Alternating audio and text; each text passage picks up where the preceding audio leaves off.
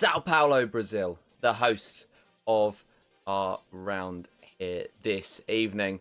And, well, it's a very, very good place for action racing, as well as, well, all things sport in general. It's one of the best hosts of any event in any singular sport in the entire world, and we take to it this evening for a little bit of racing action. Interlagos plays host to the third round of the LMGT3 Challenge, title sponsored by Driven Minds and powered by Coach Dave Delta. My name is Joseph Black, and alongside me is going to be Max Ring. Good evening. Hello, everybody. Good evening, one and all. Pleasure to be back in the commentary box once again alongside Mr. Joseph Black. Oh, that's the wrong way. Mr. Joseph Black, the absolute GOAT here. But yeah, as he's already mentioned, here at Sao Paulo this evening, a beautiful racing facility, one of the best in the world, and surely going to be hosting some brilliant action and some entertainment for us this evening. But I'm very good. Joseph, how are you on this Monday evening as we get back for round 3 for what's been quite a dominated but still quite exciting championship so far this season? Very good, and let's jump then straight into the action at the proclaimed very, very good racing facility at the Autodromo Jose Carlos Pache. With our 5 minutes for Hyperpole underway. And yeah, it's going to be a very good evening of action. I'm very excited for it. And yeah, we have got a couple of cars already coming out onto the circuit. This is the man that just dominates the headlines every single week. Zoltan Varkonyi, who comes out onto the circuit to begin his Hyperpole lap, or at least to begin his outlap around the Autodromo Jose Carlos Pache, of course. Very well known for its F1 exploits, but also a very, very popular sports car circuit as well. And it should dish up some pretty decent racing. It certainly should. It should be a very, very good race indeed. And of course, for Varkonyi, so far taking 4 wins from 4, but only 2 pole positions so far this season. So could we see another driver make their stake for claim in qualifying? And of course, he does have 5 extra kilos of ballast, so goes from the total of 40 all the way up to 45. I don't think that's really going to stop the Aston Martin man at all, as he's preparing as he heads out of Yunsao. Start another attempt at to start his first attempt of qualifying here this evening. Of course, we'll have 2 races, 2 30-minute races led by 5-minute qualifying sessions, and this is the first of the 2 for Zoltan Varkonyi heading up into turn 1. Let's see what he can do. Of course, you've got to be late on the brakes. It's a blind apex, this first corner for the center S's. Get the car rotated in nicely, then bring it to that right-hand side, over as much inside curb as possible. Car bottoming out ever so slightly. So you hug the inside line through turn 3 before you drift it out just before you reach corner exit to maximize as much track as possible as you power down the Retro Poster into the Sino de Largo of turns 4 and 5. Late on the brakes, down the gears as you then flick it through the left and then ride all the way to the curb on the outside, and then flat out through turn 5 as you head up into turns 6 and 7. A double apex right-hander which counts as 2 corners through 6.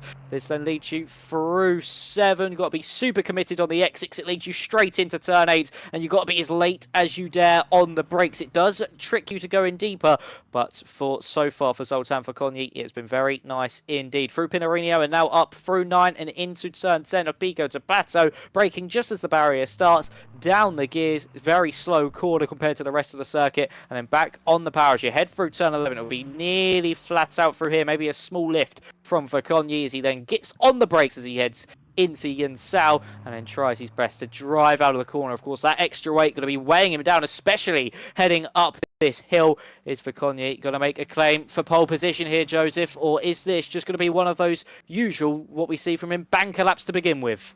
Well, at the moment, he's gone purple in the first and the second sectors. Alistair Ramsey decently able to challenge, but as they come up to the line. Now, it is going to be Zoltan Varkonyi who takes that hyper pole position away as it stands. Franklin Stegging actually takes that second, and as the times filter in now, it's going to be Vakonyi who does hold on to that. Alistair Ramsey 0.034 behind, so not too far off from the man in second. Jordan 40 in that third place, and nobody is going to be able to challenge the car right up the very top at the moment. We'll watch Matt Fordham head through the second sector, and we'll see what the BMW is going to be able to do. But the top three split by less than half a second. Then it's a huge 5.5 gap back to Jordan Biddle. Franklin Stegging is in that P5 with Brian Jalise in P6, Shan Khan in P7, and then James Quinn, Timmy Lettinen and Dan Wilson rounding out the top 10. It's interesting to see James Quinn. We have not seen him before so far in GRDC, but or at least in this season of GRDC, but P8 is not bad going from him. Timmy Lettinen, though, he was quality right at the very start of the season. He has dropped off over the last couple of races, and particularly last round he was not great, and this looks like it might not be a great start to the weekend he needed to use to come back. Matt Fordham up to the line. Where is he going to be able to put his car? It looks like he's going to be in the upper mid-pack, and as he crosses the line now, Matt Fordham P17, so not a great final sector, actually about 5-6 tenths slower than anybody in the P789 range, and that bottles that position. Tom Osborne trying to head through. He's going to come up to the line now. This looks like it may well be up in the upper mid-pack, maybe a P10 as he comes across the line. It's going to be into P6, so he hooked up that final sector well, and I think he may well have actually got the second fastest of all behind, of course, the man at the top, Zoltan Vakonyi. Yeah, Zoltan Vakonyi still doing well as this session comes to an end. I think that's going to be it for everybody's lap times, and it is going to be the man that's dominated so much of this season to lead us away at that green flag. On pole position is Zoltan Vakonyi. Tell us something you don't know about this man. What can he not do? Everything just seems to be going his way, and with that extra 5 kilos of ballast, it just doesn't seem to matter. He still dominates and takes that pole position, and now we're looking at taking his 5th consecutive race victory. Make it 5 from 5. Dominate this season like he wants to continue.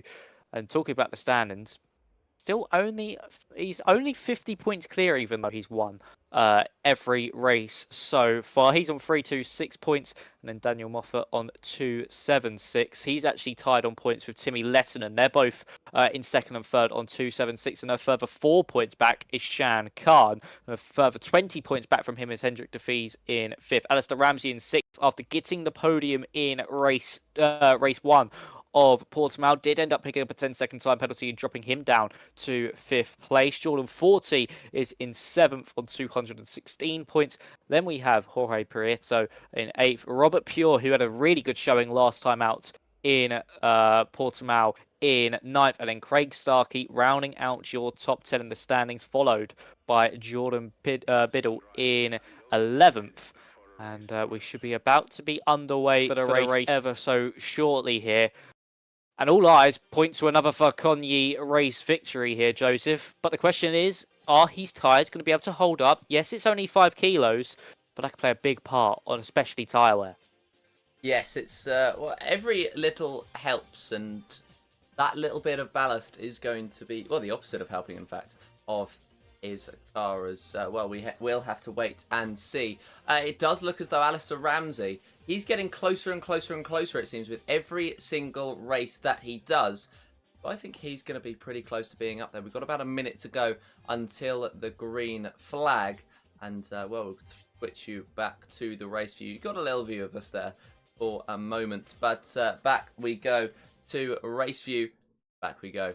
30 seconds on the clock. Vakonyi will lead us to that rolling start, and Ramsey will be alongside him in that second place. Hendrik de Vries and Jordan 40 lineup on that second row of the grid, with Brian Jalise and Tom Osborne on that third. Franklin Stegink and Jordan Biddle on the fourth row of the grid, and a disappointing fifth row of the grid for Timmy Lettinen and for Shan Khan. Daniel Moffat sits in P11 with Dan Wilson 12th, James Quinn in 13th with Daniel Christo in 14th. Then Richard Cook, Matt Fordham, Morna Ploy and Craig Starkey, without whom, of course, none of this would be possible. Then Remy Alexander Borgshaw alongside Dan Birch. Adam Kuchowski, Lorne Martin, Mark Cooley, Paul Garnham, Jorge Prieto, Chris Willems, Rich Green, Massimiliano Ferrari, Gary Barham and Sebastian Borgerson round out your field.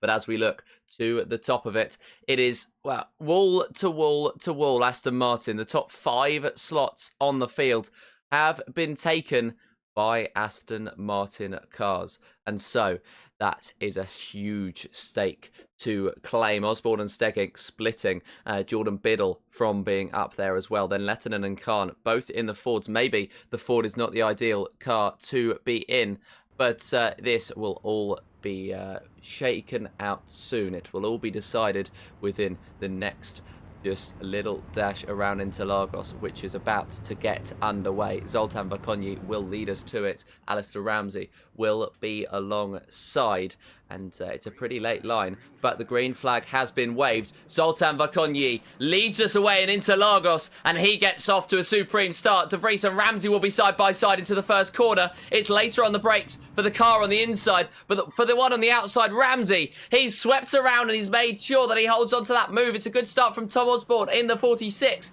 He moves up to 4th. Jordan 40 gets past Brian Jalise, and Jordan Biddle sits in P7. But as they head down now to Desida de Lago, Ramsey is going to come under a bit more pressure from Hendrik de Vries in behind. The battle for 2 and 3 beginning to wage on. But once again, it's Zoltan Vakonyi who takes this lead away.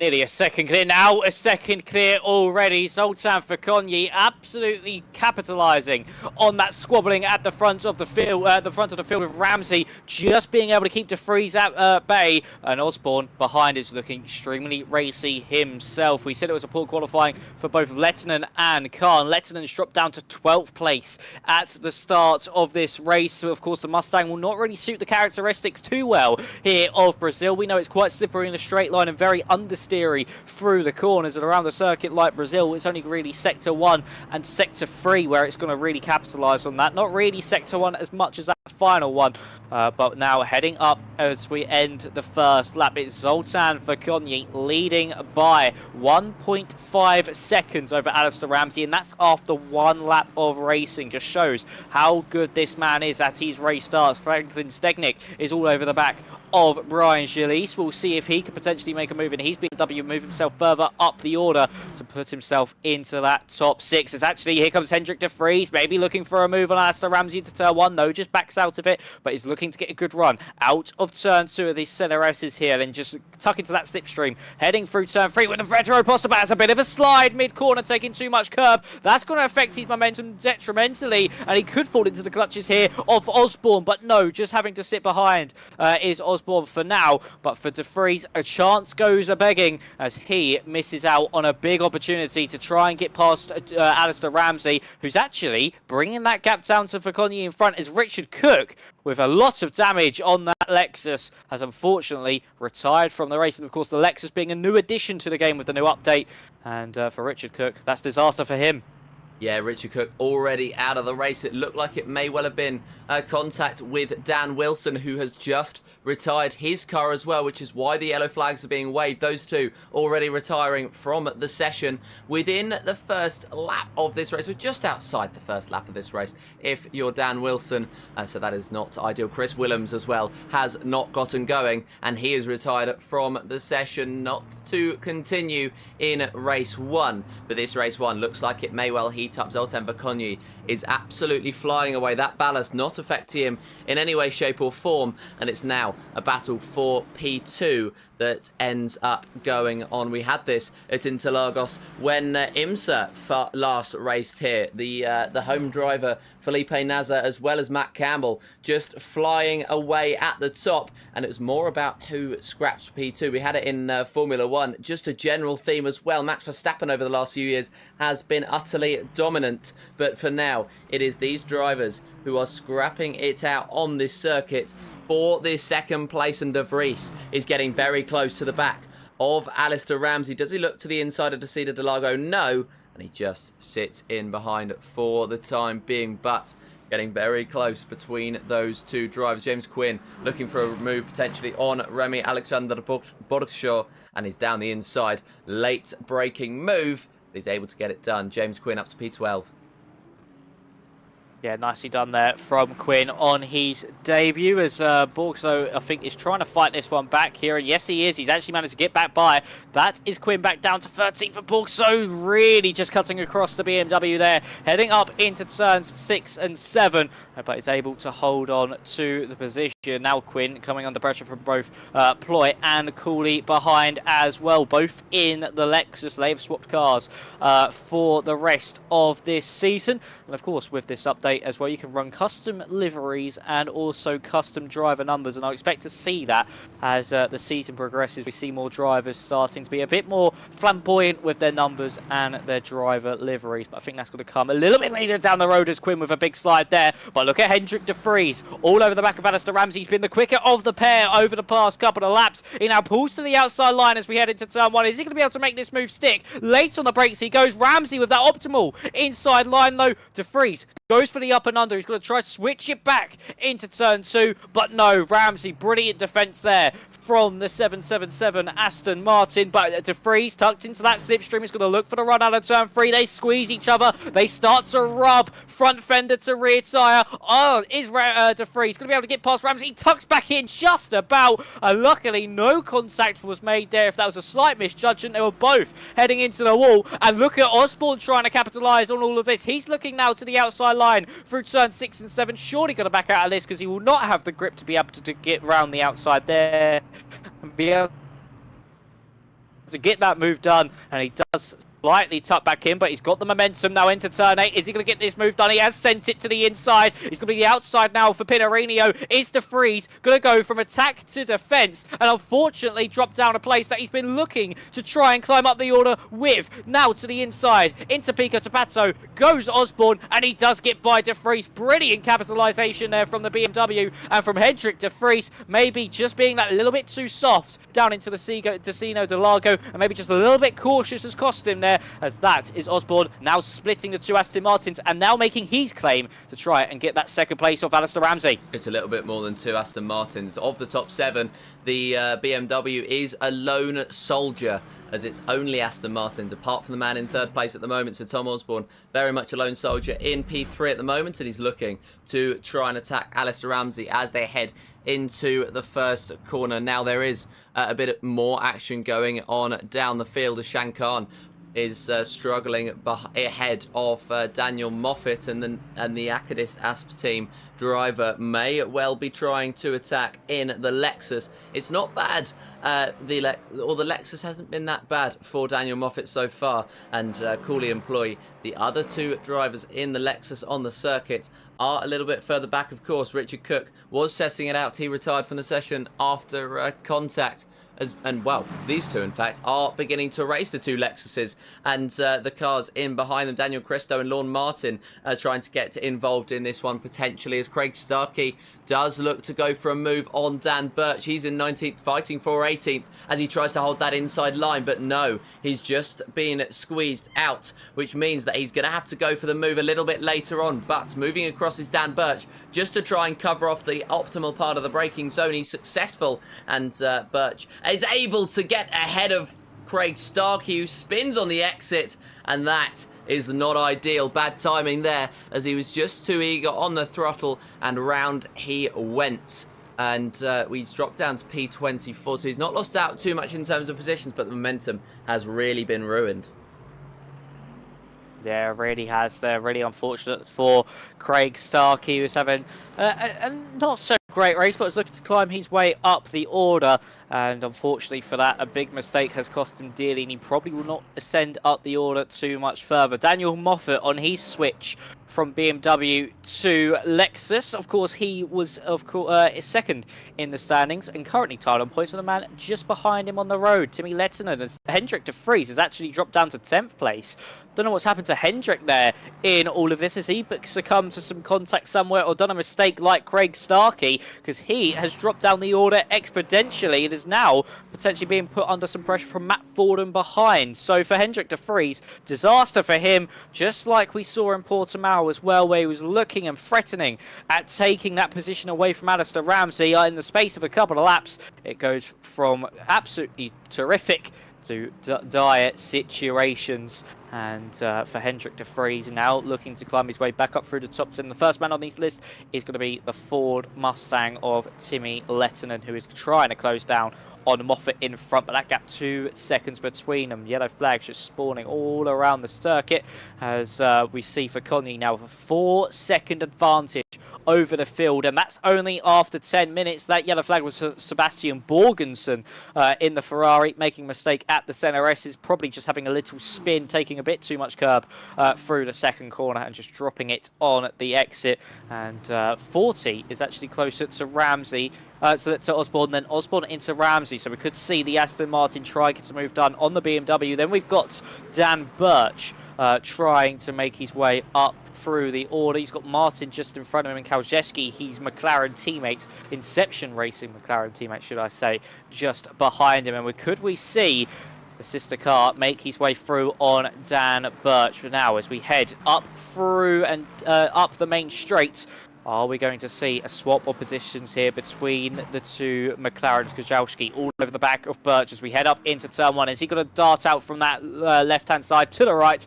And no, Birch just parking his car in the middle of the road, able to hold on to that for now. But what will happen? Down the retro poster, and will Birch be able to get a lovely slipstream from Martin in front of him? I think he may well do. Lord Martin punching a hole in the air in the slightly less aerodynamic looking car in front. And not to take anything away from it as well, it just means that he's punching a better hole in the air for the McLaren in behind. Because don't forget, all these cars slightly different shapes, some more than others. Because if you look at the Ford or the Lexus, they are a lot less aerodynamic looking, but they are a lot more brutal when it comes to different parts of the circuit. So it's all a different balance. And for some of these drivers, it's just about getting that balance correct. And while the McLaren and the car ahead looking pretty similar with Lord Martin in the Ferrari, they look pretty similar, but there are enough differences. You can see the ride height of the Ferrari is slightly taller, and so they will be a lovely car to sit in behind the slipstream of. Especially with it looks like Lord Martin might have a little bit of damage to that front of the Ferrari as they head out of the final corner, and we'll have a switch to the cars in the lead of the race. Tom Osborne trying to chase down Alistair Ramsey. These cars looking less aerodynamic but a lot more effective here in Interlagos, and Tom Osborne looking to chase down Alistair Ramsey. Now this is for P2 as Vaconyi is 4.5 seconds up the road despite all of the ballast that he's got on that car. I believe he's now got 50 kilograms of ballast in that Aston Martin. He's still able to wrangle it 4.7 seconds ahead of the field. That's quite impressive stuff. It really is. He just is the class of the field, is for Vaconyi, and it's looking to maybe add another 5 kilos of ballast to that car. I think Lord Martin has made a mistake somewhere. He's just tumbled down the order, and that could be unfortunate for the Ferrari man, as we now see Tom Osborne all over the back of Alistair Ramsey. Craig Starkey did actually retire from the race after that spin, so unfortunate for the Lexus man, who of course has swapped from Ferrari. His debut race in that car has not gone to plan at all. But for Tom Osborne, looking all over the back of Alistair Ramsey, he's really starting to put some pressure on the Aston Martin in front. And we've seen that through Jan Sau. It was a poor run out of the corner from Alistair Ramsey. And this has now just allowed Tom Osborne to latch onto the back and look now potentially for a move, but the question is, where is he going to go? To the left or to the right? He's going to have to go to the right-hand side, the outside line. We've seen Ramsey defend from the freeze this way, and it worked out successfully, but is Osborne going to flip that script and turn it into BMW success? He's going to try and get the run now. He set it up a lot better than De Vries did a few laps ago. He's all over the back of the Aston Martin in that slipstream. He's going to be quick down this straight. Is Tom Osborne? Is he going to look to the inside line, or is he just going to try and hold it around the outside through Destino Delago? He's looking to the inside. Will he brave it late on the brakes? No, will just sit behind, and unlike De Vries, will not compromise his run through Destino Delago of 4 and 5,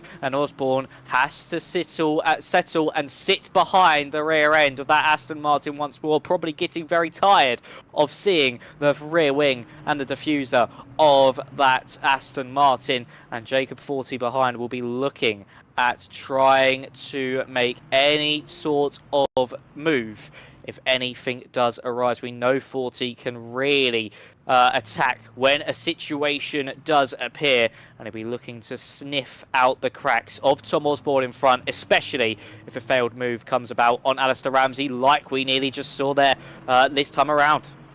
Yes, it's certainly going to be a very interesting last half of this race with these four ready to fight it out for P2. By the way, we've had a few more DNFs on that lap. Adam Kazowski, Craig Starkey and James Quinn have all called it quits, so we're down to 24 runners left here in Interlagos, and well, that's not an ideal scenario to see that DNF list growing and growing, but hopefully that may well be it. Tom Osborne trying to force the inside line out of Jordan 40 in behind, and it seems to have worked with Osborne covering off the inside, moving across to cover off the outside, and Jordan 40 had nothing in response. They come out of the center S's, they come down to the run, down to Cedar Delago, and for Jordan 40 it's an attempt to try and get the run, but he's not going to be successful. Tom Osborne is going to stay in that P3 for the time being as they catch up to the back of Lorne Martin, and they go to try and lap him. No obligation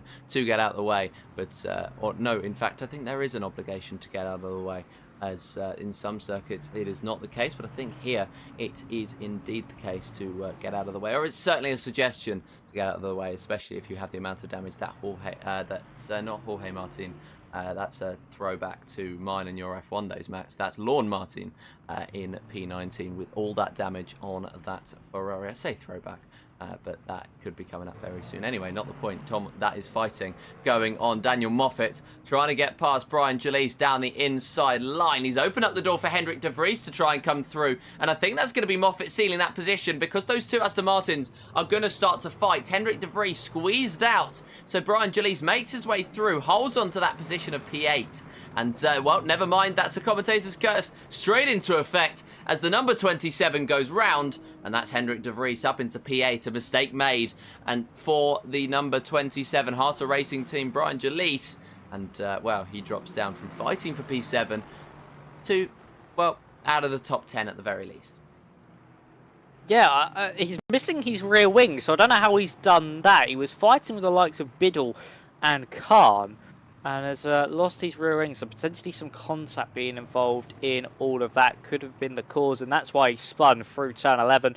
No rear downforce at all, and the Aston Martin does kind of look naked without that rear wing, to be fair. It looks so weird seeing it somewhat road stock at this point, but yeah, for Brian Jalise, he'll come into the pit lane and retire that car. Unfortunate for him, he was doing so well, probably the best he's done all season, and unfortunately it has come to an end. But further up now, we see that squabble between 40 and Osborne. Has Osborne just used up too much of that tyre on the BMW, and has it cost him dearly? Is that gap now 1 second to Alistair Ramsey in front? And that now means that Jordan 40 is all over the back of him, looking to try and sniff out any opportunity for a move. Of course, Ramsey in front will now start to stretch his legs and try and streak clear before 40 is able to get by. So for Tom Osborne, he needs to put in some laps of his life. We've got 12 minutes and 30 seconds left on the clock now, and we'll see 40 get the run out of Yunsao. He's not as close as he has been in the past. which is not going to help him too much. But with Tom Osborne just in front, giving him a lovely slipstream, we could see 40 get the move done into the centre. S is, of course, Shan Khan behind, and Biddle and Shan Khan behind, about 6 and 7 seconds back, respectively. And for Biddle, he's in a kind of no man's land. Sorry, 6 and 12 seconds back, respectively, because Shan Khan is a further 6 from Biddle. So Biddle in somewhat of a no man's land right now. And when you're in that position in 5th place, kind of get a little bit disheartened that that's all you're going to be able to get unless something big happens in front of you. But he'll keep pushing on, Will Biddle, and Jordan 40 will have to just keep looking at the back of the BMW for now. It just seems that no one is really able to get close enough for that lunge into turn 1 just yet. I say that, we switch over to Barnum versus Garnham. These two like to be next to each other on the road, don't they? We saw it in Portimao. Here comes Barnum now to the inside of his fellow Ham teammate. And the Lexus just has to sit behind. And for Garnham, he's able to live another day in front of Gary Barnum. Yes, Barham just looking to try and fight with Garnham. He couldn't quite make the move. In the meantime, Remy Alexander Borgshaw is having a quietly good race, fighting with Mark Cooley for that P10, and they're actually side by side once again. Borgshaw on the inside line retakes that position, but they had some very good scrapping, it seemed, into the first corner, as they are going to continue that scrapping with the Lexus looking for that inside line, but doesn't quite make it. The 4 Lexuses remaining in this race are in formation: 11th, 12th, 13th and 14th for Cooley, Ploy, Garnham and Barham. Try and say Garnham and Barham 4 times fast. I don't know why I chose 4, but anyway, not the point. Remy Alexander Borgshaw is defending now ahead of Mark Cooley, but he seems to have made that move stick, as that car seems lighter towards the end of this session. The Lexus more of a grunt though, and will get the run hopefully down the main straight. So potentially has Hendrik de Vries. He comes to the end of that straight, very close behind Shan Khan, who's well, he's gone for a little bit of a different approach today to what he normally would have. He's of course normally in that blue livery car. He's switched to a yellow one and trying to fight for this P6 at the moment to a different Ford. Similar handling characteristics, and De Vries down that inside line makes his way through to P6. He's having a pretty good recovery drive, and he's just made it 5 out of the top 6 Aston Martins, with of course it was at the start of this race 7 or 6 of the top 7 being Aston Martins. Of course that number has come down, and well, De Vries now rears a 6-car strong field. Yep, De Vries doing well to recover from being down in 10th place. Got past both Litton and Khan and Fordham as well. And of course was helped by, of course, the other Aston Martin driver of Gilles' rear wing incident. So he's done a good comeback drive so far. Probably will not get further than this with 9 minutes and 10 seconds left on the clock. But 40 and Osborne's a very interesting battle. Less than a tenth separating them two as they're heading up into turn 1. Are they going to be able to make any moves? Indeed. Here comes Jordan 40 to the outside. It seems that everybody having to switch to that outside line. There's some contact made between the pair, really stopping that car on the apex of turn 1 there is Osborne, and 40 has to sit behind once again. It just seems that the car on the inside just has that superior advantage. They're just able to really stay in front. They're just able to park the car on the inside, get the drive out of the corner, and 40 not able to get anything done. It has to see another day in 4th place, but battling to try and get on the podium. But Osborne goes wide through to Sino Delago. More rubbing between the pair as 40's now on the outside of Osborne, but has to slot in once again, being on that outside line through 6 and 7. He'll start to get frustrated now, and can we see 40 potentially go for the move that Osborne did on Hendrik de Vries? No, he will not late enough on the brakes, not brave enough to go for the move, and was just a little bit too far back. But Osborne really starting to struggle with those tyres. You can see through Pinarino going a little bit wide there. Is 40 looking for it into Pico de Basso? Did maybe go for a little nibble at it, but just elected to back out of the move. Don't want to lose too much time, but certainly the BMW of Osborne is starting to struggle. Those tyres are fading, and for Jordan 40 behind him, he is looking to capitalise on any opportunity now as we head up into turn 1. Is this finally the chance that 40 gets in front? Yeah, he doesn't want to drop any further down the field though, Will Osborne, as you mentioned. He will see his tyres fading And as they taper, he won't want to drop any lower down the field. I think the lowest that he's going to be able to go is that 4th place that's currently held by Jordan 40, unless Jordan Biddle can do something impressive in the final few laps of this one. 7 minutes left in the session, which means that it's likely to be about maybe 5 laps to be thrown in by these drivers. And well, Jordan 40 deciding to bide his time. He's got time in this session, while Mark Cooley decides he doesn't want to bide his time. He wants to get past Remy Alexander Bogshow again, but running wide, running off of the circuit, breaks his momentum just a bit, but means that he still holds on to that outside line as Bogshow goes for the very, very inside line, which means he's going to have to go very deep into this first corner. There's a bit of a tap between Cooley and Ploy, and that potentially means that the 2 Lexuses have decided to back out for the time being, as there was just a little bit of contact that would have upset that number 87, and he's just decided to sit there for the time being. Again, he has time, as unless he's able to bridge that 15.3 second gap, then this is the highest that he's going to be fighting for in this race. But yeah, Cooley trying to fight for that 10th place. He's in 11th at the moment, and these two have had a pretty well-spirited battle, as have Osborne and 40. They head out onto the main straight once again, and 40 sitting in that slipstream of the BMW. As I mentioned earlier, I talked about the ride heights, and I talked about the grunty cars versus the more aerodynamic one. This is another scenario here with the Aston Martin, a little bit lower, but the BMW no less racy as he goes off of the circuit. Here's the opportunity for Jordan 40 to get through, and Osborne's done well to hold on to that one, in fact, but he drops down to P4. Finally cracked under the pressure there, did Osborne, and unfortunately drops that podium place from 40, and it is Aston Martin 1, 2, 3. But for Tom Osborne, it was a very stallion and very firm defence. But unfortunately, the pressure did get to him eventually. Really unfortunate there as we go back to this battle between Borgso, Cooley and Ploy. The 2 Lexuses versus the Ferrari. The Ferrari defending that inside line very aggressively once more. As Cooley going to look to the outside line. Look how close to the inside Borgso goes. And Cooley goes straight on under braking. That's the second car in the span of about 30 seconds we've seen do that. Heading down that main straight. And Cooley has lost the position to Ploy behind, and there's 4 Lexus cars all in a row behind Cooley and Ploy. But of course they've got the 2 Aston Martins just in between them. I think these guys are just a lap down compared to the rest of the field. Actually no, it's actually Jalise and one of the other Aston Martins who are a lap down to these guys. But of course Ploy now in the prime position to get by Alexander Borshko, as we'll see if he is going to be able to do what Cooley couldn't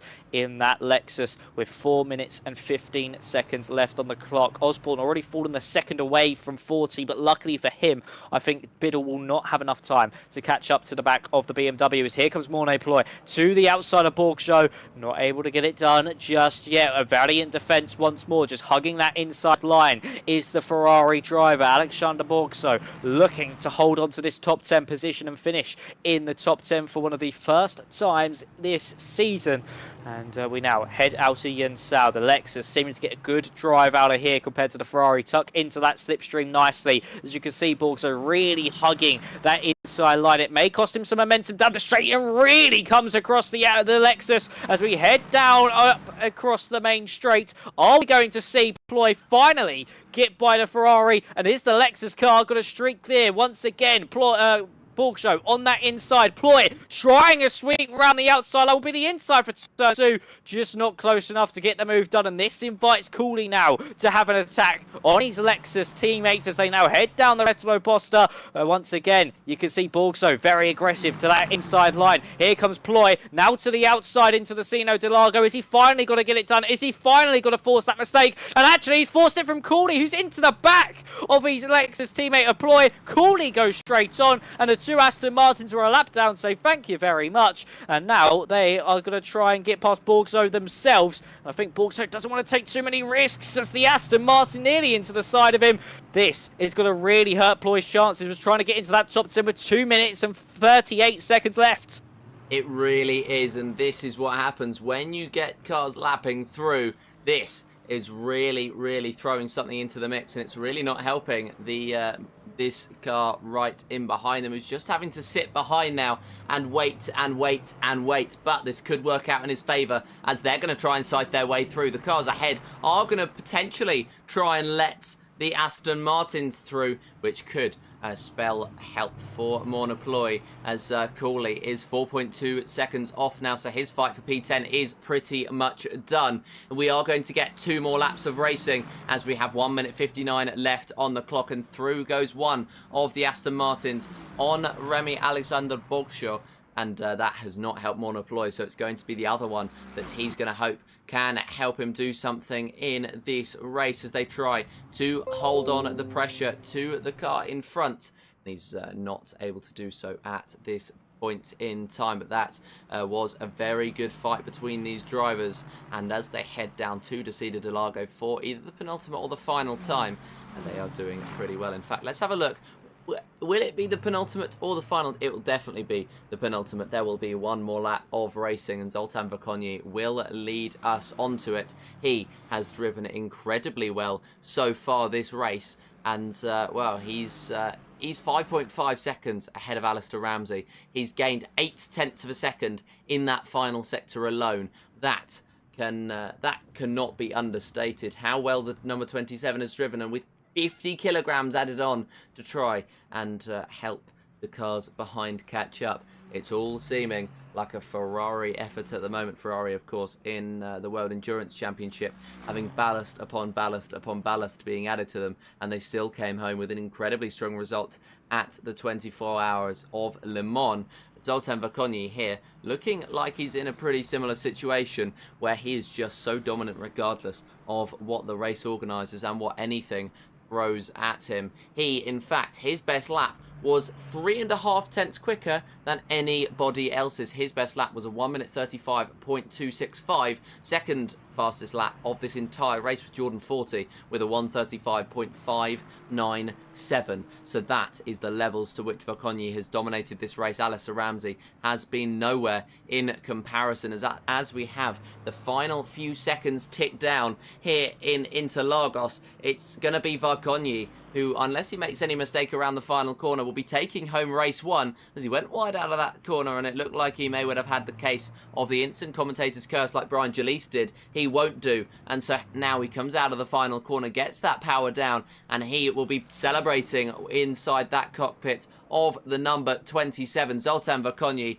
comes home to take another dominant victory here in race 1 in Interlagos. What a win from him. And he will take that confidence and hopefully that momentum into race 2. Alistair Ramsey will come home P2, with Jordan 40 taking 3rd place. And those top 3 looking very quick. Tom Osborne trying to challenge with the 3 Aston Martins. Wasn't quite able to do so, and he made a mistake, which cost him that 3rd place, as Hendrik de Vries dropped down to P6 in the end. Whatever mistake it was, it's becoming a theme, unfortunately, for him, where he gets into great positions and then he bottles them, as we get to the end of this battle for P10. Bogshaw against Ploy, as Lettinen is going to come home P8. Fordham is going to come home in P9, and Shankan is going to have that 7th place. It's going to be a drag race to the line between Bogshaw and Ploy. Who's going to come out on top? As I said, it's the grunt of the Lexus engine versus the aerodynamics of the Ferrari, and it's going to be incredibly tight as they cross the line, but Ploy is going to have this one, I think, as he crosses the line. It's less than 1/10 of a second, splitting the 2, but that is Morna Ploy taking that P10 away, so that is a very good result for him. Then it's going to be Cooley coming home ahead of potentially Garnham. We might have 2 photo finishes in 2, but that is Cooley finishing ahead of Garnham, ahead of Barham, and that is your top 14. Then it's Birch, Martin, Green, Ferrari, Jalise, Bristow, Steggink, Borgerson and Prieto, with Daniel Moffat becoming the latest retirement, with Quinn, Kashowski, Starkey, Willems, Wilson and Cook, your DNFs. But for Zoltan Verkonyi, absolute dominance once again. How can this man be stopped? Not even extra ballast can really affect Verkonyi. Add on another 5, gap will only probably be down to 5 seconds at the end of it. So, yeah, brilliantly done from Zoltan Verkonyi, and also Alistair Ramsey and Jordan 40 as well to get onto those podium places. Massive congratulations to those guys for this first race of the evening. Of course, we do have one more 30-minute race coming up ever so shortly. And the question is, can Verconyi make it 2 poles and 2 race wins? It's 5 from 5 in race victories. It is 3 pole positions out of 5 for Zoltan Verconyi. So now we are into an interesting part of the evening. Of course, we've had our first taster with who's going to be where. And we know that Ramsey was close in qualifying last time out, Joseph. Question is, could him or 40 potentially challenge and snatch pole position away from Zoltan Verconyi out in front? Or is Verconyi going to be able to do it again? They really need to try and snatch that pole position away, because if they're able to hold that position into turn 1, they're able to get a better opportunity at defending that position. And we saw how well Alistair Ramsey was at defending his position, especially heading down into turn 1. So that could be what they need if they want to try and break this streak of dominance. Yeah, it's going to be... I think this race is going to be won at the start of it. Because if somebody can hold up Zoltan Verconyi, then that opens up the door for so many other drivers to come through. And we know how racy the majority of these drivers are in this field. And maybe somebody like a Timmy Lettinen on a comeback story could have a potential go at trying to make himself, well, stake his claim for why he was able to fight back at Le Mans just a couple of weeks ago. His fall-off's been pretty big, as he had a pretty nothing race there in P8. What's he got to do to try and build his momentum back up and try and get up to the levels that he once had? Because don't forget, after Le Mans, we were looking at those two as potential title contenders. We really were. It just seems that these tracks haven't really been the best for the Mustang, especially with that extra ballast at Portimao. So that really did affect Lettinen ever so slightly. Got caught up in unnecessary incidents as well. That wasn't his fault at all. He just got caught up in them due to being a little bit further back. And then around here, it just seems that Mustang does not like this circuit as all. Shannon struggling, not as much as Lettinen, but still struggling. And for Lettinen, he's just not really getting to grips with the circuit. Maybe just a little bit too much understeer in that Mustang. Like he said in Le Mans in his interview, just a little bit of understeer really affecting those tyres, especially when it gets to the later stage of the race, and it does cost him dearly. So that could be the reason why. So for Lettinen, I think it's just really get past this week, and then hopefully next time out he'll have some better luck. It is mainly the Aston Martin show, though. The only driver able to really compete with them is, of course, Osborne. And could he break onto that podium? But just like the Mustang, it does seem that BMW is very, very heavy on its tyres, and really does make them wear and degrade a lot. Where it comes to the end of the race, the Aston Martin's able to punish. Well, I've got some breaking news about Timmy Lettinen, and it's that he has decided that, and I will quote, he is going to skip the second race because he can't focus and he's driving with the space setup, so he's like a sitting duck on track. So Timmy Lettinen already calling it for this race in Interlagos. He doesn't think he's going to be... Yeah, he doesn't think he's going to be ready to fight up there. I think, potentially... it was partially to do with the way that he just hasn't been able to be up there. Of course, he hasn't been up there because of the base setup, and he's not practiced. But I think I'd have a look at the way that he performed and the way that Shan Khan performed. Obviously, Shan Khan having switched to a different Ford this time. That's got to have some sort of say in it. Yeah, I think it does. Just unfortunate, really, for Lettinen that... I mean, the base setup as well doesn't really help him either. It really does affect him a lot, to be fair. So, for Lettinen, yeah, I think that's a bit of an easy way out to throw in the towel, though. He could have scored some points, because at the end of the season, those points could be crucial for the championship. Of course, he may not have the motivation for it, but you've got to keep pushing. Every point is valuable in a season. And that could be the difference between if Verconyi has a few poor rounds to really win this championship. So, yeah, disappointing there to see Lettinen unfortunately not take part here in the second round of the evening. And I've also just seen here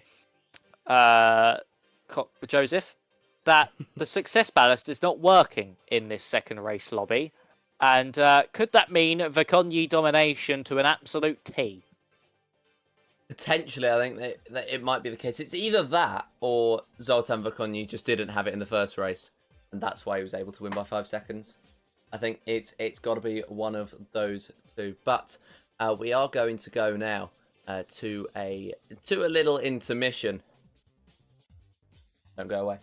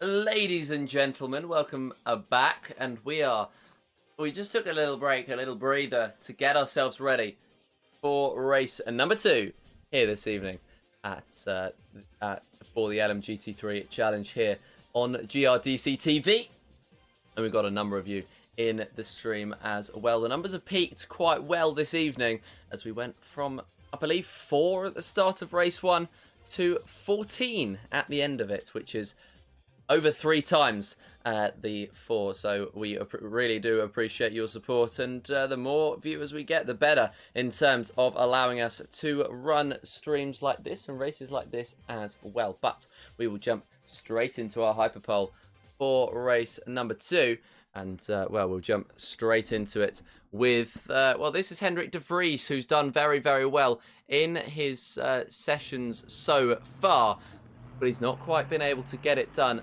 Use the pace that he's had to his full advantage.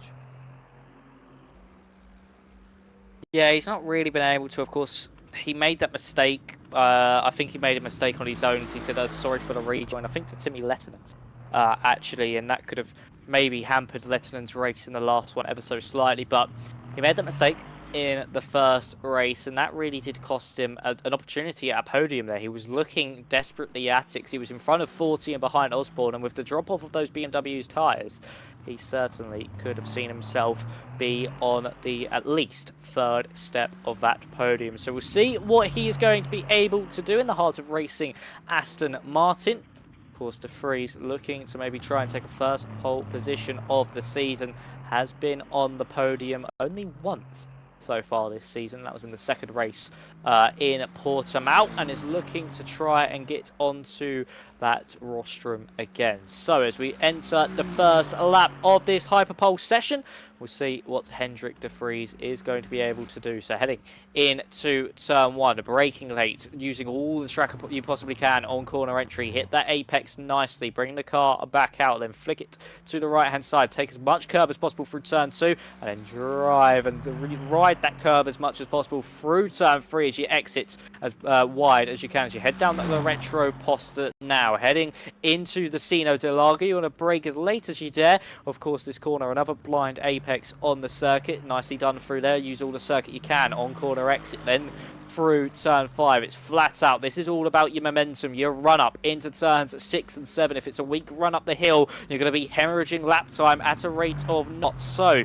through 6, through 7, try go as wide as possible, but not exceeding track limits. Late on the brakes. Through turn 8, try and just avoid the apex curb ever so slightly as you then ride the apex of Pinarino, and then just drive out of the corner as early as It's a long wait to get on the power through Pinarino and now into Pico de Pato. A long wait here as well as you slowly have to then pick it back up as you head over the crest and then down the hill through turn 11. You then compress at the bottom as you head up into Ian Sal. Make sure you don't get too much grass on those tyres, so you slide out through the corner as much curb as you can on corner exit. For Konyi, a 34.0. That is the benchmark, already 1.7 seconds clear of Tom Osborne. Where is De Vries going to go? Ramsey a second behind. For Konyi, he's certainly going to dominate this session, but can De Vries make it a 1-2-3? Yes, he can, and he slots into second place. A beautiful lap time from De Vries there, and really a story of what could have been if there was no ballast. If there was ballast, as Jordan 14 out the line, can he make it a 1-2-3-4-5?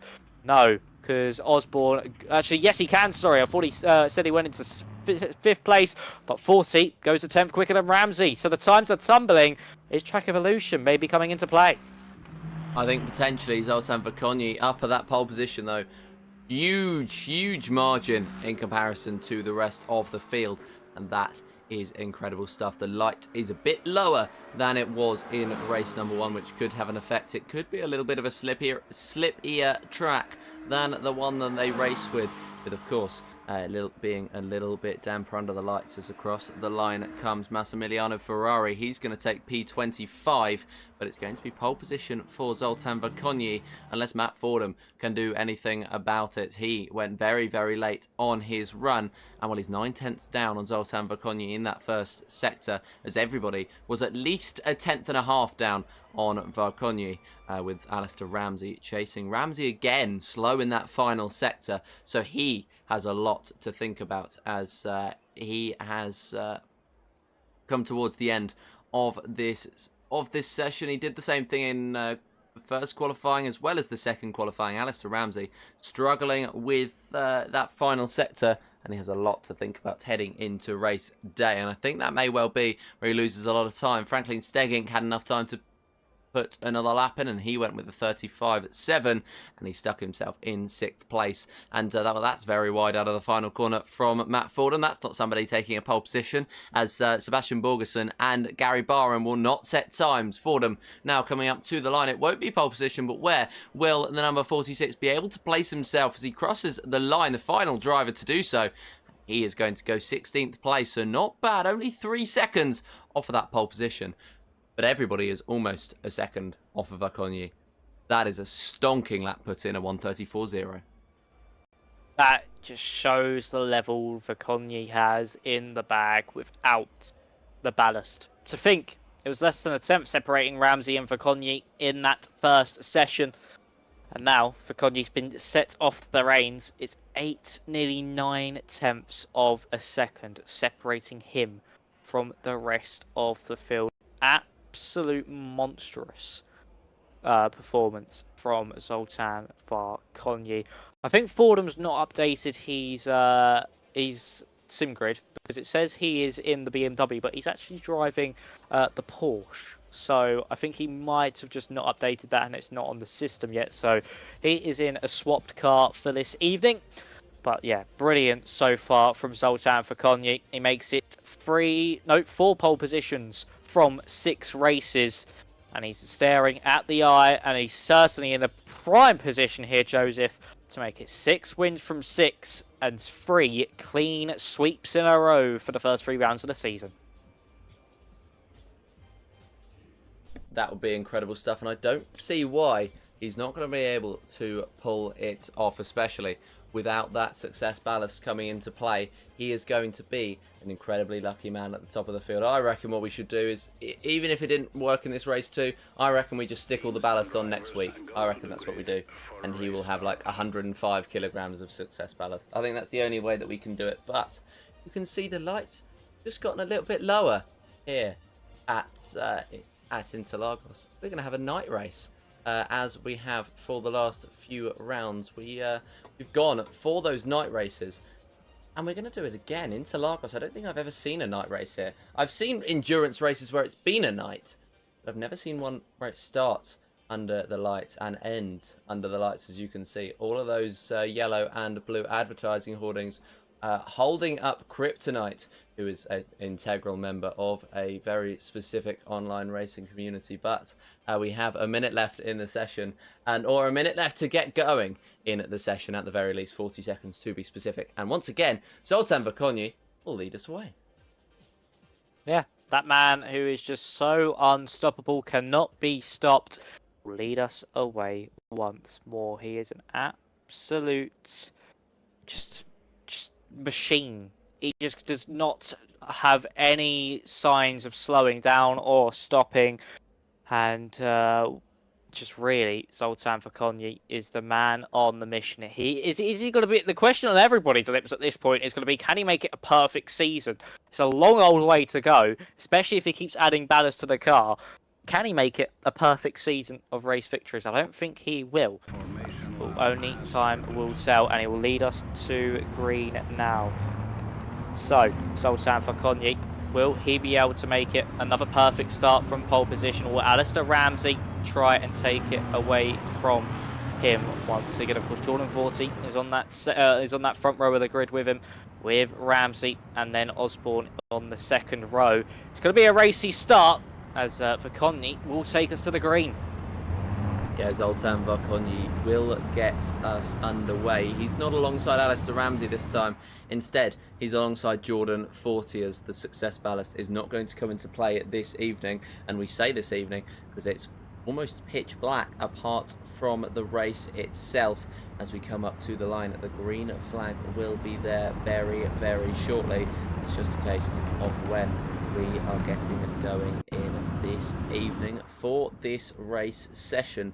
We're under the floodlights. All we can see is because of the lights on the cars, and we are getting going. It's the green light that's waving as we head down to the first corner now for race 2 here in the LMGT3 challenge, and it's going to be Zoltan Vakonyi as per usual that leads into the first corner. Jordan 40 and Hendrik de Vries side by side for that P2, as that's a lot of curb taken for Jordan 40, and it's really not paid off for him. Alistair Ramsey and Tom Osborne trying to challenge him as they head through down to the Interlagos. Ran wide did Jordan 40, so did Alistair Ramsey, and he's not going to be able to go through 2 by 2 they are, as Tom Osborne and Alistair Ramsey were side by side. Ramsey came out on top, but it's Zoltan Vakonyi. We said that he had a huge gap at the start of race 1 where he built out a whole second's worth as they headed out of sector 1. Well, have a gander at this. 1.4 seconds already after 1 sector of racing, and well, Ramsey a second off of De Vries, so Vakonyi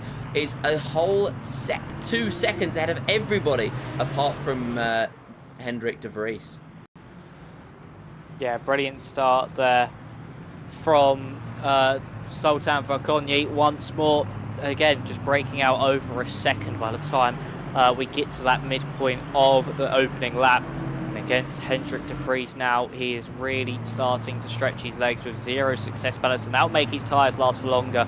So could we see him just break further and further clear? We know de Vries has some good pace though, we do know that. He is very strong around here, as we can now see 40 trying to squabble with Tom Osborne. Osborne now looking to the outside line to try and get this move done on Jordan 40. We know the BMW is strong early on, and Stegnik as well. He's quite high up the order. It's been a brilliant race here from Stegnik so far in this opening lap. Here comes Tom Osborne to the outside line on Jordan 40. He's going to try sweep round the outside and be the inside for turn 2.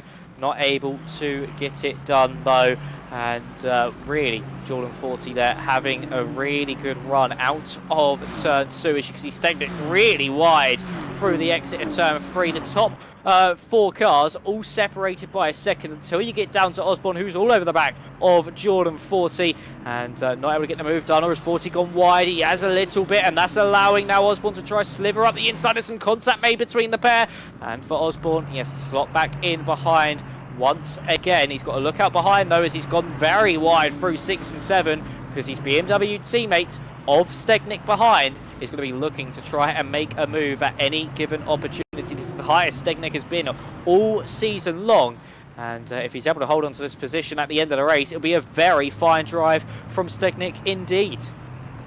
It would be, and it's not necessarily a drive we've come to expect it from as we head through this one. Franklin Stegnick in P6 as it stands, and 40 and Osborne just up ahead. Daniel Christo staying within range as well, so it's a few drivers who are looking pretty good for racing in this one as we head down to the, well, we head down the straight and we head down to what will be the third lap of racing. Zoltan Vakonyi has been reeled in on that last lap by Hendrik de Vries, so potentially we might have a race on our hands. De Vries incredibly quick every single race that we've had so far, but it's just been about hooking it up and not bottling the opportunities. Matt Fordham now trying to go for a move down at the outside of Paul Garnham, but he cannot quite hold on to it. Adam Koszałczyk not able to hold on to it either, and well, there's a little bit of scrapping further down the field, and that's cost Richard Cook. And who else is that involved in that incident as well? I think it's Craig Starkey and Massimiliano Ferrari. So 3 drivers down the bottom of the field. Starkey and Cook retired from race 1. I think they might be on their way out of race 2 as well. That is devastating stuff for all 3 of them, as they were looking pretty decent and they were looking like they were having a good fight. But for Richard Cook, once again, an early incident in the race in Interlagos, and wow, he's really going to be disappointed with the way his races have gone. Yeah, really, really unfortunate for Starkey. That switch to Lexus has not treated him well at all, and unfortunately for him, he is having another dire situation here in the second race of the day. So, as we then head through Yinsao with Tom Osborne still lurching all over the back of Jordan 40. He was a further 2.5 seconds behind Alistair Ramsey. The Aston Martins have really split themselves out throughout this opening couple laps of the race. Tom Osborne now looking to try and get this move done up into turn 1. I don't think he'll be close enough to lunge it on the brakes, or will he? He's got to look for it. He's trying to sneak out to the inside of the Aston Martin, but just not able to get it done as Cook retires from the race. Unfortunate there for him in this second race of the day, and you can see Osborne just trying everything he can. He's really hustling that BMW, pushing it to the utmost limit, as you can see on the exit of turns 2 and 3. Nearly went into the side of Jordan 40 in front of him through turn 2, and then all over the curb on the exit of turn 3. He's really pushing that BMW to the limit, but needs to make sure he doesn't take too much out of the tyre, because that would be absolutely detrimental for him. And if he does, that will mean he'll have a big drop off at the end of the race, and the likes of Biddle, Christo and Stegnick could all potentially play a part and try and gain up the field within those dying few minutes. But this could be Osborne's best opportunity here, Joseph. Now heading up into Pico Tabato, he needs a good run out to Yinsao. If he's able just to maybe stick his nose up the inside down that main straight, or even do a late dummy to the inside into turn 1, he could be able to finally get rid of that Aston Martin in front of him, and then look at the back of another Aston Martin of Alistair Ramsey in front. Well, a lot of the drivers were complaining in the post-race chat after race 1 about the Aston Martin straight line speed in particular, and I think that does ring true, because the Aston Martin is an aerodynamic car. It's good in the corners, but then you have a look at how it is in the straights, and it's just like a completely different beast, as they're just breaking away now. And Osborne, I'd say he's gained about a 10th on that straight, but then in the corners he's reeled in just ever so slightly by Osborne. It is now just about a second gap between the two, but that is a battle that is developing. And well, that's an incident that's just happened. Morna Ploy, as he's gone round, tapping the back of Shankar, collecting Paul Garnham, and that is very unlucky for Garnham, and that is a shame for Ploy. I think it may well have been, just like in race 1, where he had a little bit of a tap in the first corner, a bit of an internet connection issue, where he's just ended up going into the back of the car in front. But that Morna Ploy is going to be his race for the top 10 over. But the race for the top 10 still wages on. Shan Khan trying to go around the outside of Dan Wilson. Wilson covering it off, and he holds on ahead of Shan Khan. But that's the second incident that we've seen that's the second incident we've seen at turn 1. I think it's going to be an interesting one to see how they develop. That's certainly not a great start. Of course, we don't want any incidents anyway, but within the first 8 minutes, which is about 4 laps. We've had 2 incidents in the first corner, and well, that was a yellow flag, potentially spelling a third one, and may well have been involving Gary Barham, who is dropping off the field. So it might have been him, it might not have been him, but there is one thing for sure, and that is that people need to settle down in this race. We've got 22 minutes left. Anything can really happen. Anything really can happen. Farconyi's brought that gap to 3.7 over De Vriese. Now here's Shan Khan all over the back of Wilson in the Lamborghini, the solo Lamborghini we have got here this evening. It's the first time I think we've seen the Lamborghini featured as well here in the GT3 challenge, and Shan Khan just not able to be late enough on the brakes to get by, but Wilson does go deep. This might allow Khan to get the run out of turn 2 and now through 3. The Lamborghini all over the curb, sliding across the circuit. Khan with a car very planted, very stable, we know very slippery in a straight line. Wilson squeezes him as much as he dares as we then head into the Sino de Lago. Late on the brakes goes Shan Khan. Wilson trying to hold it round the outside, but will he be left the space? Yes, he will, but Khan at the moment just streaking that a little bit clear in front of the Lamborghini, but Wilson is going to keep fighting this one. Up into 6 and 7, Khan round the outside, a big slide and into the wall, he will go, a big smash for Shan Khan, unfortunately on the marbles, drops the car, and that is going to be the end of the race there for Shan Khan, and a fight against Wilson, well fought. But unfortunately for him, he is the victim of unfortunate ambition over actual realism. And that move was never going to work out there, Josie. No, it certainly was not, and it certainly didn't work out into the wall. That was a huge crash, and you could hear that one on the in the audio. That was really not a great incident, and we could have a move into this first corner. Tom Osborne looked close to the back of Jordan 40, but that straight line speed again is just building that gap and meaning that they're going to hold on to that first corner regardless of the way that Jordan 40 turns in, which he did nice and early. He's going to hold on to that P4. Osborne and Stegging doing a very good job to drive these BMWs as there's more yellow flags out on the circuit. Not sure again what they're for. That'd be a great thing for them to add on the overlays as Osborne now looks for a move on the outside line of 40. Late braking, turning in. Can he get this one done? No, as it's just a better run out of the corner for Jordan 40. It's power down and pedal to the metal for the Aston Martin, who's just taking advantage of that straight line speed to pull once again ahead. He holds on to P4. Osborne drops down to P5. And they're just trying to stay in position for now as 40 trying to hold on to that P4. He's had a very good weekend so far. Yeah, he's had a very good weekend. Both 40 and Osborne have had some very good evenings indeed. Stegnick, I think, has made a mistake somewhere because he's dropped down to 9th place, 6 seconds behind Brian Jalise.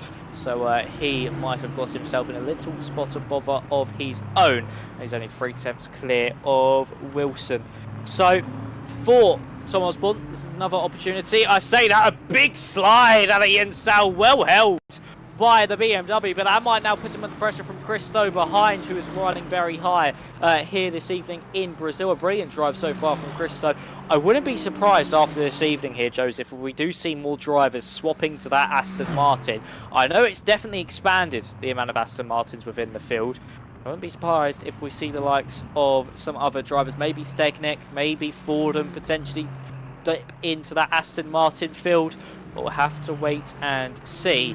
But for Tom Osborne, a big chance goes a-missing, and he's now dropped more than 1.5 seconds behind, and is now being reeled in by Cristo.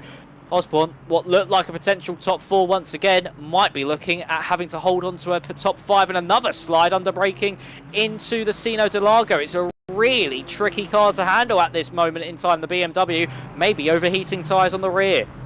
Yes, it's going to certainly be a very interesting one with the tyres heating up as well. We are in an evening race, so there is well, benefits and negatives to being in an evening race as far as tyre wear and tyre heating goes, because of course there's no sun blazing down, so the temperature of the circuit is a bit cooler, so there's less tyre wear on that front, but it does mean that it's a bit slippier, which does increase just tyre friction as they continue on and race and race and race, especially when they're off the line and they're picking up the rubber bits from the cars in front from the laps that have gone by. Zoltan Vakonyi, by the way, 6.7 seconds ahead of Henrik de Vries. Just thought it was worth a mention. We don't mention him enough on comms until it comes to the final lap of the race. Anyway, looking back further down the field, and we may well have fights going on again. It's going to be Lorne Martin leading this battle as there is an inside line move from Remy Alexander Bourgseau to get past Rich Green, and I said there was battling going on. 17th down to 22nd, could realistically be fighting through these final few corners on this racetrack and through the first few corners of the racetrack as they head on to the next lap. So this is a battle well worth brewing.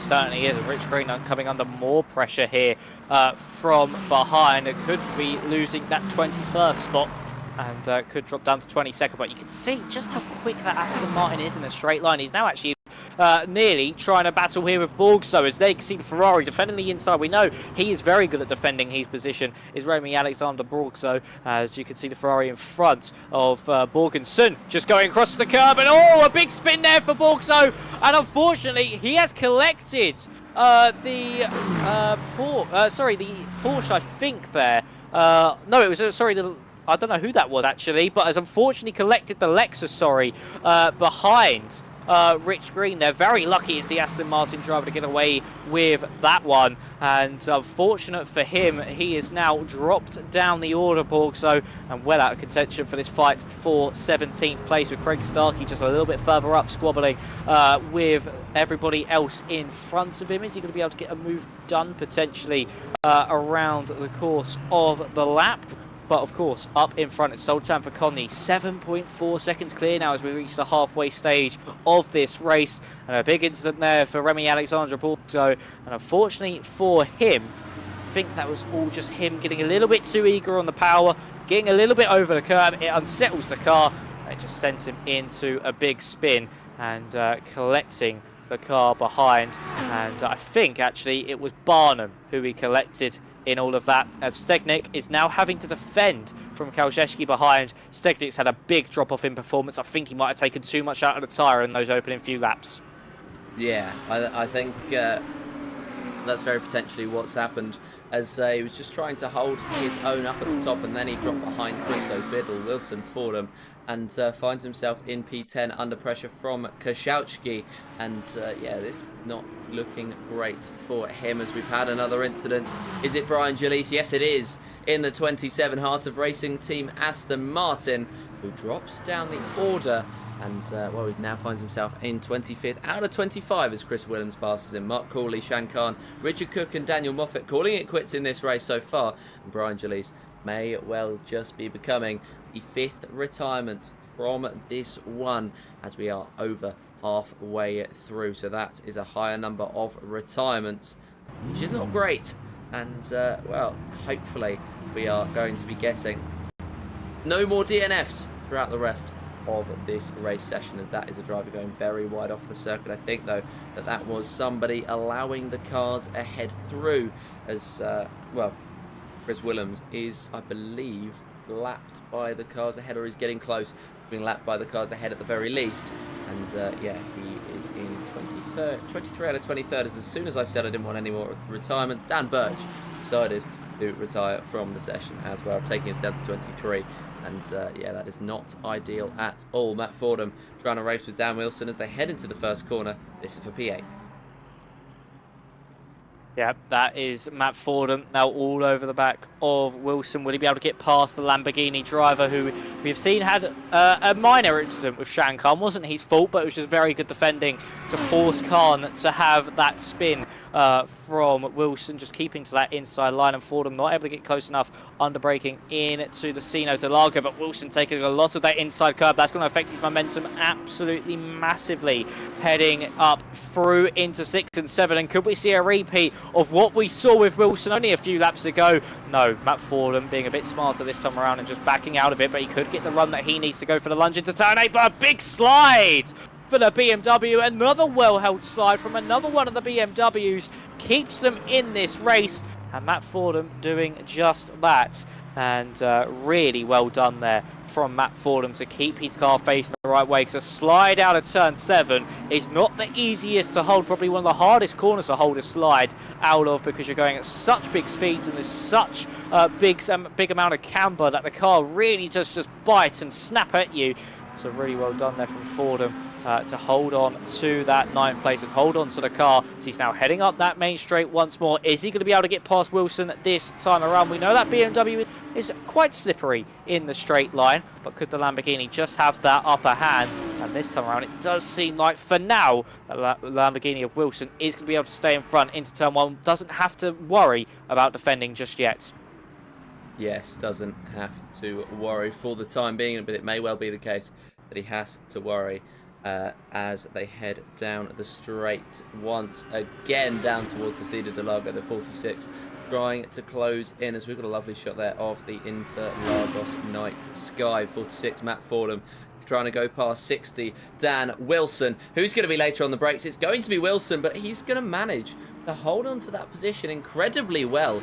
So Dan Wilson doing very well there to hold on to P number 8 for the time being, and Fordham just having forced to sit in behind once again, and that's going to be a rinse and repeat, deja vu for the two drivers here for battling for P8, as we now reach almost 10 minutes left in this session. And it's a battle for P8, which is the closest one on the field. Although, to be fair, Jorge Prieto has been closed in by Morna Ploy as they head through that second sector. Morna quicker, but having had incidents earlier on in the race, P13 and P12, they are scrapping and just trying to see who is going to come out on top. I think this is going to come down to who can get the better run out of the final corner. Is it going to be Prieto or is it going to be Ploy? Ploy in the bigger, scarier Lexus in the rear view mirrors of Prieto up ahead of the number 66. He's going to be right in behind, pulling alongside as they head across the line to begin the next lap of this race. Who's going to be later on the brakes once again? And that seems to be the story of this evening. It's going to be the car on the inside who just makes his car as wide as possible and holds on to the position. Certainly does, but Mornay Ploy is all over the back of him as we exit out of turn 3. And look at that aggressive move to that inside line for Ploy. Surely this time around the Lexus is going to have enough to just get late enough on the brakes to get in front. But no, Prieto just stays in front. And the Ferrari keeps that 12th place for another lap. But Mornay Ploy looking very racy indeed behind. It seems that Fordham was able to get past Wilson as the BMW moves himself up into 8th place. The Lamborghini's defence has unfortunately come to an end. The lone Lamborghini within this field. And he has done very well indeed in this second race of this evening, in the 3rd round of the season. And the man up in front is, of course, Sultan Falcon. 10 seconds clear. That's brought down to 9.5, but it will go back up to 10 ever so shortly. No Infocogni, but with Pareto and Ploy, there's a little bit of contact between the pair. And we could now see Ploy try get the run out of Yunsao. It has cost him slightly in the exit of Pico to Pato. And now heading into Yunsao. Pareto just having that advantage over the Lexus, but goes wide on the corner exit. And this might allow Mornay Ploy to have the run he needs to get the move done into turn 1.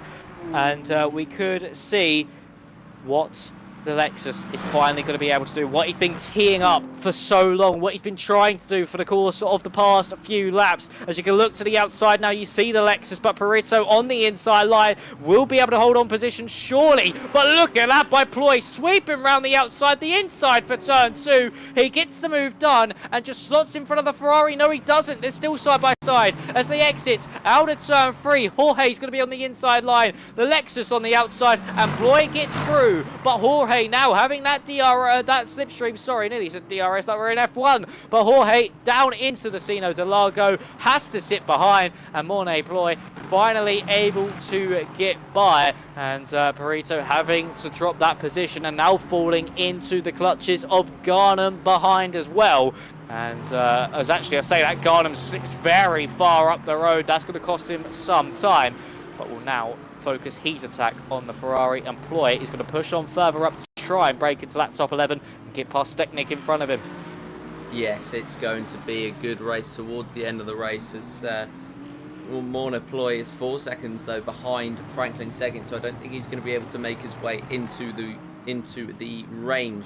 Chris Willems and Massimiliano Ferrari have called it quits, meaning that we only have 21 drivers left in this session, and if you're discounting Gary Barham, then you have 20, and you can almost fit them all into the same graphic at the same time. But alas, LMU is not that smart, so it still runs through those drivers who have DNF'd. Jorge Prieto is now under pressure from Paul Garnham, the latest driver, to try and get past the number 66 as they head down the main straight. 6 minutes left in the session, and he looks to that inside line but doesn't commit to it, and Prieto just holds on to that position for the time being. Didn't have to do much, just take the racing line nice and simply, and he stayed right in there as Daniel Cristo is chasing Alistair Ramsey for P5.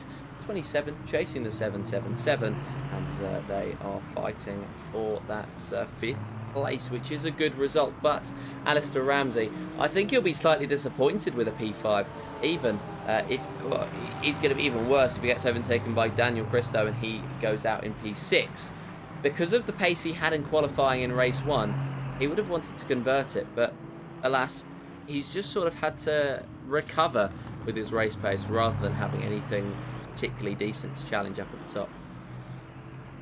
Yeah, it really has been really unfortunate for him, as Ramsey, I think he has made a mistake in this race at some point, because he was running in 3rd place, of course, in front of 40 and Osborne, so he must have had an error somewhere. Unfortunately, that's demoted him down the order and now into the crutches of Daniel Cristo, who is now looking to try and make a move at some point around this circuit. So, can he get the run out of turn 2? Heading through turn 3, Daniel Cristo tucked into that slipstream nicely. Of course, both these drivers Aston Martin, so they don't have to worry about the OP Aston Martin straight line speed, because they've both got it respectively. Here comes Daniel Cristo then. Can he go for the move into the Sino de Largo? No, he just has to back out from it and sit behind once again. So for Cristo, he's just looking to try and get by. I'm surprised we've not seen many drivers flash their lights behind the car in front to try and distract them ever so slightly into some of these heavier braking zones. So for Cristo, he's still playing this one fair, and he's just sitting behind for now, as you have to in this middle sector. Not really many overtaking opportunities until you get to the Pico de Pato. And of course, Osborne once again the only driver in that top 7 being a non-Aston Martin car. It was a similar story last time around. I think that was just the top 6 though, not the top 7. And here for Osborne, another 4th place finish is definitely on the cards. But the question is, who is going to round out that top 5? Will it be Ramsey or will it be Cristo? So we're going to see the run now from the Heart of Racing team, number 27 driver in 6th place versus the 777 in front of the yellow flag sign around the circuit. I think that's for Mornay Ploy, who's actually dropping down the order. Unfortunate for him after doing such a good recovery drive from a poor qualifying. But Daniel Cristo not able to get close enough for the move, and unfortunately for him, he has to sit behind once again. Yes, again, just having to sit behind, and well, he's somebody who's impressed me with his pace in the second part of this race. The fact that he's just been able to stay up at the top, and especially the second part of this, the second race of this evening, he has been very impressive, as well as Daniel Cristo chasing that P5. Whether he gets it or not, I think he can take some positives out of the performance. Paul Garnham trying to go past Jorge Prieto. He's been shaping this one up for a couple of laps. He's going to try and take that outside line, who's later on the brakes. Prieto.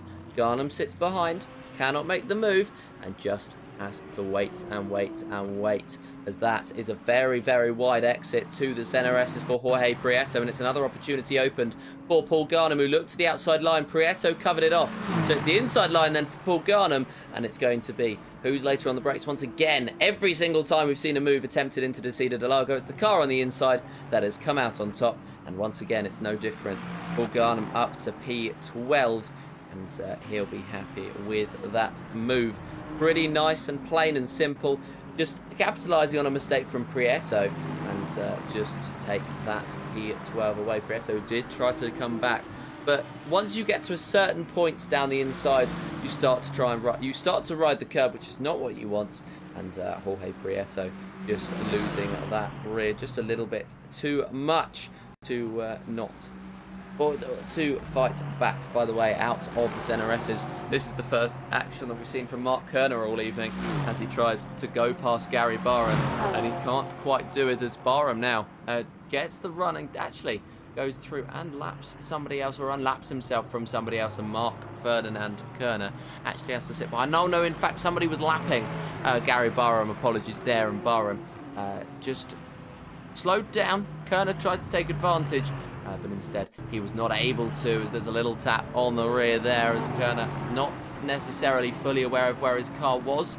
and just stayed in behind for the time being. P20 still being contested just as much as P5 is being contested, so it's fair to say at that point it's a little bit frightened, but they continue to fight regardless throughout the rest of this race. Yes, they certainly do. Not long left at all. I think this next tour for Viconyi is going to be his last one of the evening. So for Daniel Cristo, he'll be starting his final lap and his last attempt at trying to get by on Alistair Ramsey in front, who is now all over the road, heading through turn 11 and now into Yansao. Are we going to see Cristo finally get the run he needs against the Aston Martin in front of him of Alistair Ramsey? Of course, both these guys in the Aston Martins looking to just try and stay in that top 5, as Ramsey to break into it for the first time this season is Daniel Cristo, as we're heading up into turns 1 and 2.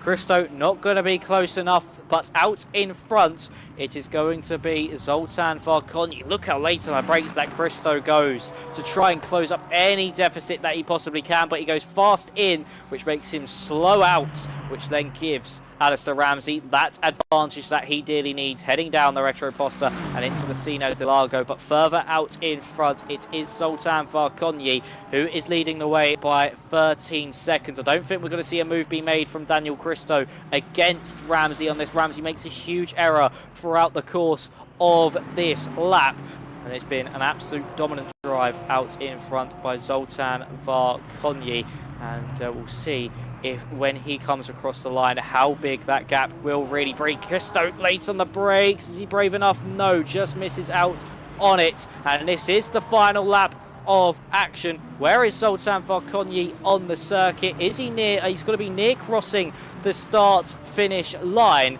And will it be enough to take that race victory? It probably will be for Zoltan Varkonyi. It's a different story, same ending. As you can see, crosses the line. It's Varkonyi with the dream start to the championship. It's 3 evenings in a row. It's 3 clean sweeps. Same story, different ending. And for the Hungarian driver, it is more wins than ever. That is 6 in a row. The Super 6 has been completed. Zoltan Varkonyi, the Hungarian, taking an absolute stonking drive to boot as well. 14 seconds clear at the end, just proving why he is so dominant. Absolute massive congratulations to De Vries as well, and also Jordan 40, who will end up in 3rd, followed by Osborne 4th. Alistair Ramsey will come across the line in 5th. Cristo 6th. Biddle 7th. It'll be Fordham 8th. 9th, Kozlowski. And then rounding out that top 10 will be Wilson. But Joseph, for the 6th time this season, and the only driver we've seen this season, is Zoltan Varkonyi on top. Yeah, Zoltan Varkonyi. We're going to get bored of saying his name soon about taking victories, but he thoroughly deserves all the plaudits we can give him, because once again, throwing in a generational performance like he has done week in, week out, and he is a very, very talented driver, and he deserves all the plaudits that he can get for the performances that he keeps consistently putting in. And yeah, he is a very, very, very good driver, and potentially we might be able to get the opportunity to speak to him this evening. No promises, but he has come to speak to us in the last 2 weeks, and there's only so much we can do that isn't just glazing him, I think, which as much as it's nice for him, I'm sure there are benefits and negatives to it. Hopefully we'll get somebody else in, as the first week we had Lettinen and we had Varkonyi in as well, so we were spoilt for choice. But I mean, let's have a conversation. Driver of the day, don't say Varkonyi, say someone else. Make it exciting. Kanye. I'm going to give it to Osborne, actually. I think being the only driver who could slows Aston Martins and come out on top on a few of them. 2 fourth place finishes as well to his name, so we'll be happy with that one too. Some decent points for his own championship. So yeah, I think Osborne, a really solid drive from the BMW driver, the only driver able to go against those top Aston Martin drivers, the likes of Ramsey, 40, and De Vries. And overall, I think he drove really well, and except from that one mistake in the first race, it was flawless from him. It really, really was. It was pretty much faultless throughout the first few races of this campaign, and he's looking a scary prospect heading through the next few races of this campaign as well. He is an incredibly talented driver. He is absolutely using that to his full effect to try and get as far ahead as he can in the championship. And in fact, I promise that we get the opportunity to speak to Zoltan this evening. Hello, good evening. Can you hear us? Yes, good evening, guys. Hello. Hello, right. Talk us through that one then. I think it's going to be a rinse and repeat of the last 2 weeks, but talk us through that race as a whole. At the same time, yeah, it's the same, but not really. To be honest, the first race was really hard for me. I was struggling a lot with the car, and yeah, the pace was not there. Even if I'm winning, I can say that the pace was not there, what I expect from the car. But the qualifying was surprised me a lot because I didn't expect the pole in there. But yeah, it was really tight in the first qualifying session. So yeah, the first race was kind of scary for me, to be honest. I was pretty a good start. I do it, and yeah, I just checked my mirror and I saw the guys was fighting behind me. So it's cool because the weight penalty, they can't attack me because they are losing so much time in a turn 1, the Senna S's. And yeah, after that I just managing, but in the same time I have a big scary moment in the end. I think it's the last lap or before that. Yeah, once the car was slide a bit more I'm in the rear and almost lost it. So yeah, it was scary. But yeah, to be honest, after that everything fine, confidence is here, and yeah, I put together my PB for the next qualifying lap. I mean the next session, and that was so good because I can save tire as well because I just do 1.5 lap, I guess. Yeah, I abort the next lap. So yeah, the second qualifying is okay, and yeah, the second race was flawless. To be honest, yeah, it's all comes easier. Not the first 2 or 3 laps. That's scary again, but yeah, the car was alive after that. I don't know what happened with the tires, but yeah, the first 2 or 3 laps was crazy slow from me, to be honest. Yeah, it was a very good drive from yourself once again, Zoltan, making it, now 3 perfect evenings in a row, 6 from 6. But how different was the car between that first and the second race? Of course, with that first race, there was the success ballast, and in the second, I don't think it was working in the game. So how different was the car to drive in that second race, and how quickly did you have to adapt to the car without the success ballast? First of all, in the first race, I fear the car was I don't know, underperform a bit because I was obviously set up the car for the weight ballast, and that's not working, to be honest, very well. I mean, still, I got a decent laps most of the time, but sometimes the car was loose. The rear, sometimes the front was not sharp enough, and yeah, it's kind of crazy how bad was there. But yeah, in the second race, the problem is for me like the braking points. I was losing so many time in the braking points in the first 2 laps, I guess. And yeah, that I need to adapt everything after that because the car was so much easier to drive. There are so much. How to say, the rear was much more alive and not fixed to the asphalt, and yeah, it was kind of cool. But still, yeah, the car is the Aston Martin a bit more. It's like a bit more fuel or something like that, and that's it. Just yeah, keep it together and yeah, just focus on the braking points because that's the most important thing in the weight penalty, I guess. Yeah, that's the most trouble thing for me. But yeah, that's it. I was going to mention about the car, in fact, and well, the Aston Martin. Not sure what's happened to it between the last races and this race, but it just appears to get quicker and quicker and quicker every single time that it's used. What is it about this Aston Martin that they just keep improving? I'm kind of surprised because after the update, the new update, I guess the BMW is the one of the strongest car. For example, in there, I was trying it.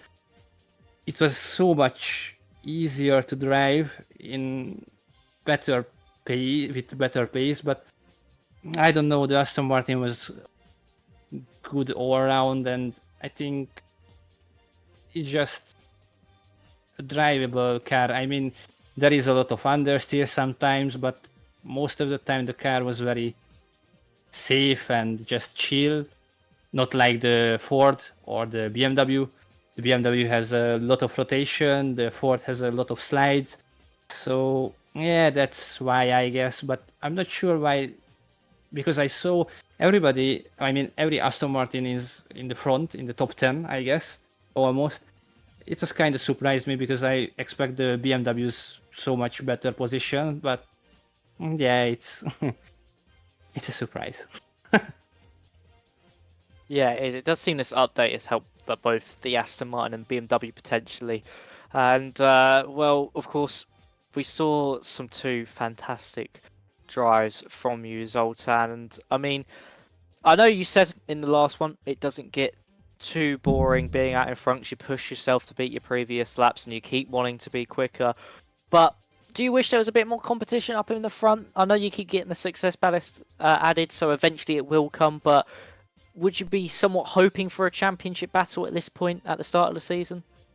Yeah, I'm looking forward, but to be honest, yeah, it's racing, so everybody wants to win. I'm still even you can see I was winning 2 races, but still not enough for me because I was disappointed the performances in the first sessions. I mean, in the qualifying and the race 2. So yeah, I need to improve on that still. So you know, it's another perspective, but I'm just focusing on myself. I want to be more and more competitive and more just better driver. And yeah, if somebody will reach, yeah, he can come and we can fight clean racing. So yeah, I'm just waiting for somebody will reach me, to be honest. But I'm sure next race is like Bahrain or Imola. It will be so much closer because the weight. So I expect this. Yeah, for the next races. It's Bahrain followed by Imola over the next 2 weeks, and then you'll have a week off before we head into the second half of the season. But yeah, it's been just an overall fantastic evening once again from you, Zoltan. Maybe not perfect in your standards, but results-wise, it has been perfect. 2 pole positions, 2 race victories. You couldn't really ask for much more on the results part. maybe a bit more on personal performance, like you said, but you've been the class of the field. And Joseph, do you have any more questions for Zoltan? Nothing in particular. Just to ask him to stop showing off, saying, "Oh, it wasn't the best performance." You were a second ahead of everybody else, and you were almost a second ahead of everybody else in qualifying in the second hyperpole qualifying. So, I mean, there's levels to this game, and there's an extent to which you just have to sit back and admire. And at the moment, if that was not your top performance, fair play, my friend. For sure, that's not my top 4 performance. If you can, yeah, if you watch my race, I'm losing a lot of time, to be honest. So yeah, it was not a clean race, but still a good one. So yeah, I'm still happy for that. So yeah, that's good. All good. Right, perfect. Well, we'll let you go then. We'll let you, as always, go and spray the orange juice. And until next time, we will see you again next week. Yeah, see you guys and have a good night. Bye bye. You too. Goodbye. And well, I mean, oh, it's not my best performance. I was a second ahead of everyone else in qualifying. In the race, I finished exactly 10 seconds ahead of Hendrik de Vries in second. Anyway, I'm not going to go into that because I'm not jealous at all. But I mean, there's levels to this, and Zoltan is he's a cut above the rest at the moment. I think it's fair to say. He is just absolutely phenomenal. He's just dominating this field, and if that's not the best we've seen from him, what else is there left in the tank? Are we going to eventually see a 20-second victory or a 30-second victory from Zoltan Falconyi? He is honestly just such an impressive driver to watch. And, I mean, I do agree he was losing time at certain points, so it's not like he was just making his race and waffling a bit more and just making himself seem a bit worse than what it was. He was at some points losing a bit of time, but yeah, for Zoltan Falconyi, pure domination once again. Clean sweep qualifying for the first time this season, but the same old story, different track, same story. Zoltan Falconyi sweeps the races, and what can this man be done to stop? Of course, we'll have the success ballast. He did say it'll be closer at Bahrain and Imola, where the power and the ballast do come into effect. Probably more because, of course, Bahrain, a lot of slow speed corners, Joseph, so we could potentially see him struggle in qualifying. But on those high fuel runs, he just still looks absolutely perfect. Just so good and so fast compared to the rest of the field. Well, obviously, I know the success ballast was not applied in that second race even, but in the first race, he still qualified half a second ahead of everybody else. So it's crazy. It's just crazy. I am very jealous. I wish I could do that. And well, we'll just have to see whether he's going to be up to 55 kilos of success ballast now. So yeah, I think so. No, Is it 50? He was on 40 originally. This was 45, and then next week will be 50. No, I disagree. I think it's... no, you are right. I'm stupid. You're right. Okay. Do you think it was like 45 to begin with? I thought he got 45 to begin with, but I forgot. So that is what it is. Whatever it is, it's a huge amount of ballast to be taking in to the next race, and hopefully somebody will be able to compete with him. But until next time, it is goodbye.